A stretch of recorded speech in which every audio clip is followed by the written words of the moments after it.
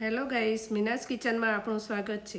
આજે આપણે 10 મિનિટમાં યુનિક નાસ્તો બનાવીશું, મિની પિઝા ટાટ। સૌથી પહેલાં 1 વાટકી કેપ્સિકમ, 1 વાટકી બોઇલ કરેલા મકાઈના દાણા, 1 વાટકી કટ કરેલા ટામેટાં, 1 વાટકી ચીઝ નાખો। તેની ઉપર 1 ચમચી ચીલી ફ્લેક્સ અને 1 ચમચી ઓરેગાનો નાખો અને તેમાં સોસ અને તંદૂરી માયોનીઝ નાખો। પછી તેને મિક્સ કરો।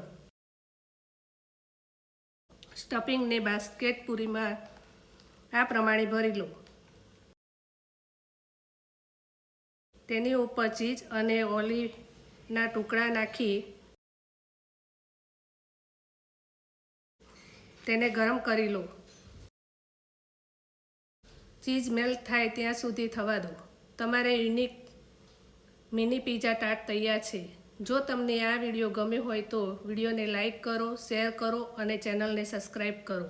આવતા વીકમાં નવી રેસીપી લઈને આવીશ। Thank you.